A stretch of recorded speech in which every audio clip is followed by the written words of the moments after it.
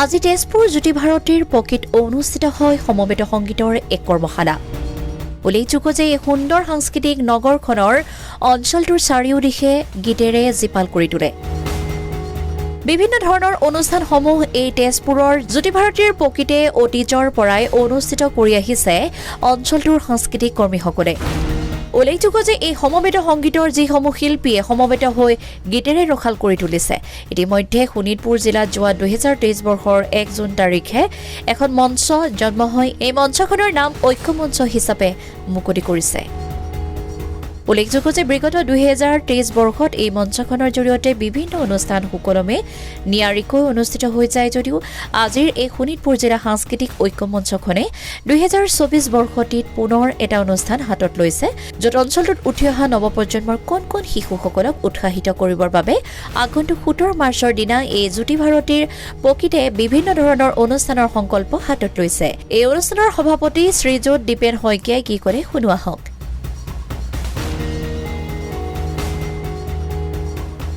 Tezpur actually সাংস্কৃতিক নগৰী হয়। তেজপুৰৰ গৰিষ্ঠ সংখ্যক মানুহেই সংস্কৃতিৰ লগত জড়িত আৰু সংস্কৃতিৰ লগত জড়িত হ'বলৈ ভাল পায়। আৰু সংস্কৃতি হ'ল এটা শক্তি। এইটো এনেকুৱা ধৰণৰ এটা শক্তি যে সংস্কৃতিয়ে নিজক সেই শক্তিটো আহৰণ কৰাৰ লগে লগে নিজৰ লগতে যি শুনে বা যি চায় তেওঁলোকেও সেই শক্তিটো আহৰণ কৰিবলৈ সক্ষম হ'ব পাৰে। তেজপুৰ মই থকা সমষ্টিত বিশেষকৈ জ্যোতিভাৰতীক আমি এটা প্লেন কৰিছিলোঁ মই নিজেই যে জ্যোতিভাৰতীত আমি কিছুমান কাম মই কৈ থৈ যাব পাৰিলে ভাল লাগিব বুলি। আৰু তাৰ 1 নম্বৰ কথাটোৱে আছিলে যে ইয়াত এটা পূৰ্ণাংগৰ প্ৰতিমূৰ্তি নাছিলে জ্যোতিপ্ৰসাদ আগৰৱালাৰ, যিটো কাৰণত আমি যথেষ্টখিনি ট্ৰাই কৰিছিলোঁ অফিচৰ তৰফৰ পৰা, কিন্তু সম্ভৱ হৈ উঠা নাছিলে।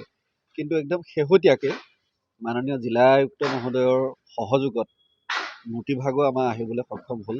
এখন সুন্দৰ গেট হ'ল ইয়াতে, যিখন গেটক লৈ আমি ৰূপকোঁৱৰ জ্যোতিপ্ৰসাদ আগৰৱালাৰ চিন্তা চৰ্চাখিনি তাত মানে চাব পৰাকৈ, তেওঁৰ যিটো ফিলচফি, যিটো দৰ্শন, সেই দৰ্শনটো পৰিস্ফুট হ'ব পৰাকৈ গেটখনত গোটেই কথাখিনি আমি দিবৰ কাৰণে আমি চেষ্টা কৰিছোঁ।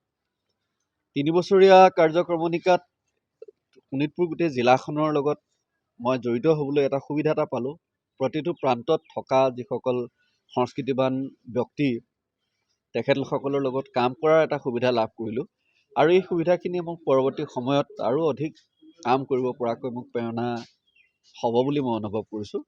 আৰু সকলোকে মই বহুত বহুত ধন্যবাদ জনাইছোঁ যে এই কামখিনি কৰাত ৰাইজৰ যিটো সহযোগিতা, সেই সহযোগিতাৰ কাৰণেহে আচলতে মোৰ সম্ভৱপৰ হ'ল।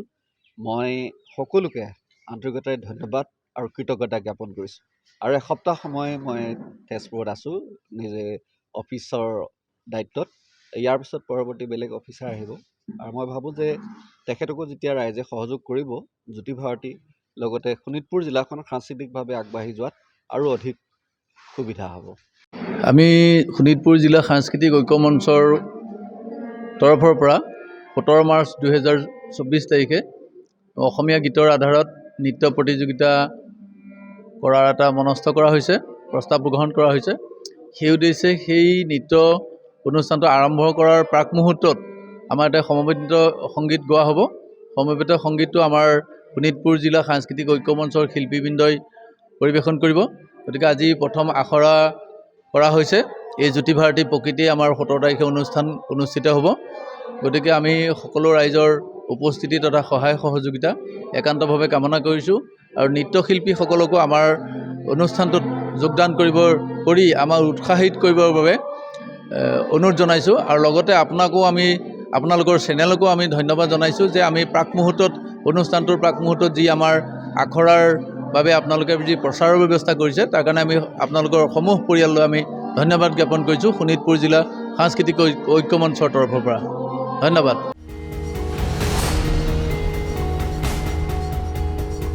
তেজপুৰৰ পৰা বিশ্বজিৎ কলিতাৰ ৰিপৰ্ট, ডেমক্ৰেটিক আছাম।